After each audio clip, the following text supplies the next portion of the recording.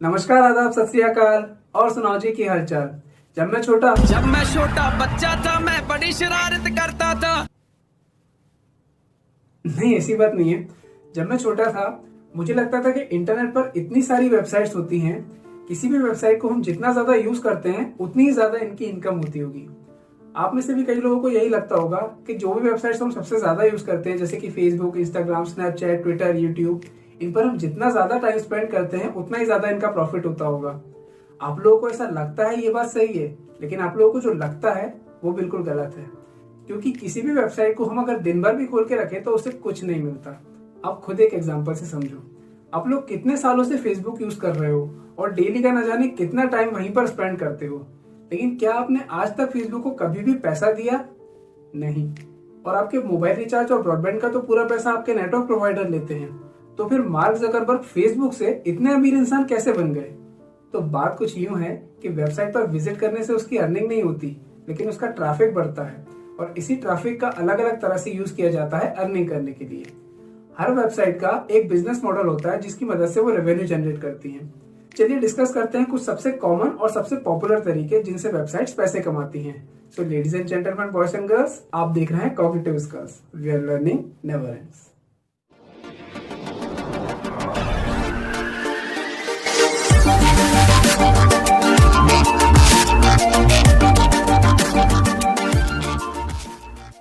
तो सबसे पहला तरीका, जो कि एक्चुअल में सबसे पहला है, अपना कोई प्रोडक्ट ऑनलाइन बेचना। इसे ई कॉमर्स कहते हैं। इसके लिए या तो लोग अपनी खुद की वेबसाइट बनवाते हैं या फिर किसी ई कॉमर्स प्लेटफॉर्म जैसे कि अमेजोन, फ्लिपकार्ट, इन पर अपने प्रोडक्ट्स ऐड करके उन्हें सेल करते हैं। दूसरा तरीका होता है ऑनलाइन कोई भी सर्विस प्रोवाइड करना। इसे कहते हैं e commerce for service sector या ई सर्विसेज। जैसे GoIBO ट्रैवलिंग सर्विसेज देती है, OYO rooms hotel booking services देती है, IRCTC ट्रेन टिकट्स की फैसिलिटी देती है। ऐसे ही कई websites banking, insurance, real estate, consultancy की सर्विसेज देती हैं और अपनी सर्विसेज के लिए चार्ज करती हैं।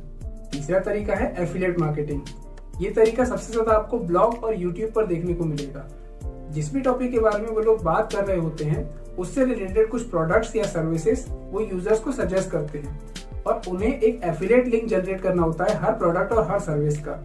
अब उस लिंक को क्लिक करके कोई भी यूजर वो प्रोडक्ट परचेस करता है या वो सर्विस लेता है तो उन लोगों को उसके अमाउंट का कुछ कमीशन मिलता है। आपने कुछ कंपैरिजन वेबसाइट्स देखी होंगी, जैसे कि माई स्मार्ट प्राइस, कार देखो, ट्रिवागो, पॉलिसी बाजार। इन वेबसाइट्स का काम होता है आपको सेम प्रोडक्ट या सर्विस की अलग अलग वेबसाइट्स पर क्या प्राइस चल रही है ये बताना, और जब प्राइस कंपैरिजन करके आप इनके एफिलिएट लिंक से कोई भी प्रोडक्ट या सर्विस लेते हो तो इन्हें उसका कमीशन मिलता है। चौथा तरीका होता है लीड जनरेशन। कुछ बिजनेस लिस्टिंग वेबसाइट्स होती हैं जैसे कि just dial, Sulekha, yellow pages. इनमें अलग अलग कैटेगरीज के कई बिजनेस रजिस्टर होते हैं और हमारी जो रिक्वायरमेंट होती है उसके अकॉर्डिंग हम बिजनेस सर्च करके उनके थ्रू कांटेक्ट कर सकते हैं। अब जो बिजनेस चाहते हैं कि हमारी कैटेगरी की सर्च में हमारा नाम सबसे ऊपर आए, वो बिजनेस ज्यादा लीड्स पाने के लिए इन वेबसाइट्स को कुछ अमाउंट पे करते हैं। ऐसे ही OLX, क्विकर और मैजिक ब्रिक्स काम करते हैं। कोई भी चीज सेल करने के लिए आप इनमें ऐड तो फ्री में डाल सकते हो, लेकिन अगर वो चीज आपको जल्दी सेल करना है तो अपनी पोस्ट को प्रमोट करने के लिए इन वेबसाइट्स को कुछ पे करके आप ज्यादा लीड्स पा सकते हो। पांचवा तरीका होता है मेंबरशिप वेबसाइट्स का। ये कुछ प्रीमियम कंटेंट या कोई वैल्यू प्रोवाइड करती हैं और यूजर्स से एक फिक्स टाइम के लिए मेंबर बने रहने के लिए कुछ फीस लेती हैं, जैसे कि Netflix, Amazon prime, Hotstar entertainment content बनाती हैं और बायजूस, यूडेमी ये सब एजुकेशनल कंटेंट बनाती हैं। छठवां तरीका होता है एडवर्टीजमेंट। अगर आपकी वेबसाइट पर अच्छा ट्रैफिक आता है तो अपनी साइट पर कुछ एडवर्टीजमेंट स्पेस आप दे सकते हो उन कंपनीज को जो अपना बिजनेस प्रमोट करना चाहती हैं। और स्टार्टिंग में जो मैंने बात की थी फेसबुक की, फेसबुक और बाकी सोशल नेटवर्किंग वेबसाइट्स भी इसी तरह अर्निंग करती हैं।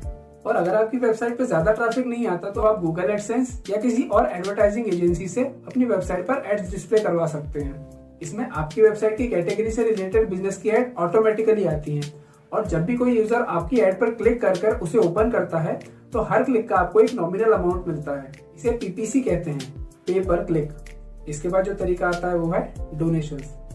कई नॉन प्रॉफिट ऑर्गेनाइजेशंस होती हैं जो कि कोई बिजनेस नहीं करती हैं, लेकिन कोई ऐसा काम कर रही होती है जिसकी वजह से किसी की हेल्प होती है या किसी की लाइफ में कोई वैल्यू ऐड होती है। तो इस तरह की वेबसाइट्स चलती हैं डोनेशंस और चैरिटी पे। इसी कॉन्सेप्ट पर चलने वाली एक वेबसाइट है जो कि ना कोई बिजनेस करती है ना कोई एडवर्टीजमेंट करती है और आप लोगों ने इसे बहुत यूज किया होगा। उसका नाम है विकिपीडिया। जी हाँ, विकिपीडिया भी डोनेशंस पे चलती है। तो ये थे कुछ बेसिक तरीके जिससे कोई भी वेबसाइट अपनी इनकम जनरेट करती है। वैसे तो इसके अलावा और भी कई तरीके हैं, लेकिन सबका रूट यही है कि या तो आप अपना कोई प्रोडक्ट या सर्विस सेल करते हैं, या तो किसी और का प्रोडक्ट और सर्विस सेल करवाते हैं, या किसी और के बिजनेस को प्रमोट करते हैं। नेक्स्ट वीडियो में हम लोग बात करेंगे कि ये वेबसाइट्स होती क्या हैं, कितने टाइप की होती हैं, और जब हम इन वेबसाइट्स को ओपन करते हैं तो इनका डाटा हम तक पहुंचता कैसे है। आई होप आप लोगों ने इस वीडियो से बहुत कुछ सीखा होगा। वीडियो से जुड़ा कोई भी सवाल है तो कमेंट बॉक्स आप लोगों के लिए ओपन है। लाइक कीजिए, शेयर कीजिए। मैं मिलता हूँ आपसे अगले वीडियो में, तब तक के लिए बी पॉजिटिव, बी कॉग्निटिव।